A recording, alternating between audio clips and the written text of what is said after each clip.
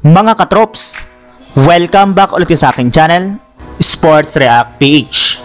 At ngayon nga ay pag-uusapan natin ang balitang posibleng pagkuha ng New York Knicks kay Marcus Smart. Pag-uusapan na rin nga natin dito sa ating panibagong video ang balitang sinuwerte pa nga na po ang Los Angeles Lakers sa kanilang game laban sa Phoenix Suns.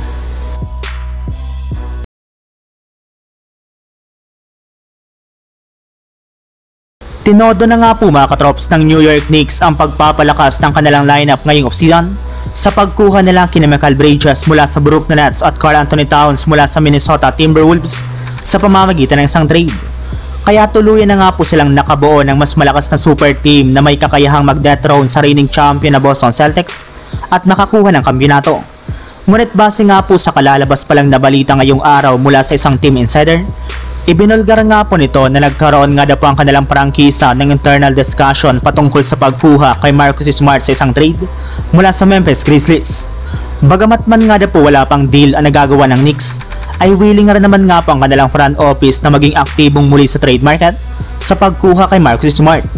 Ngunit since nga po aabot ng $20 million kada taon ang kanyang sweldo, ay hindi nga po magiging madali para sa Knicks na kunin ito sa pamamagitan ng isang trade.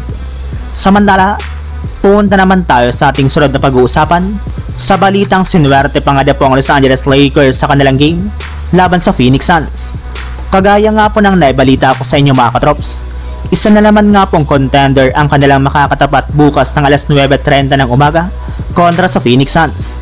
Subalit kahit man nga po malakas ulit ang kanilang makakalaban, ay malaki pa rin nga po ang kanilang paniniwala sa kanilang team, lalo pat kompleto rin naman nga po nagpractice ngayong araw ang kanilang mga manlalaro sa kanilang pasilidad. At ang maganda pa dyan mga katrops, ayon nga po sa kinumpirma ng head coach ng Lakers na si JJ Redick, tuluyan na nga po maglalaro kontra sa Phoenix Suns ang kanilang dalawang superstar na sina Anthony Davis at LeBron James. Kaya makukumpleto na nga po sa unang pagkakataon ngayong season ang kanilang starting five kasama sina D'Angelo Russell, Austin Reeves at si Rui Hachimura.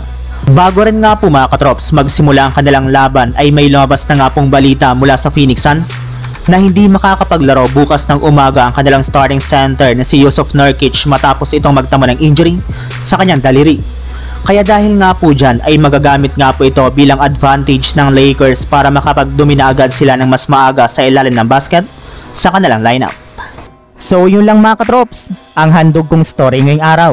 Sana nag-enjoy kayo, please like and subscribe my YouTube channel, Sports React PH, para sa iba pang story at update patungkol sa NBA.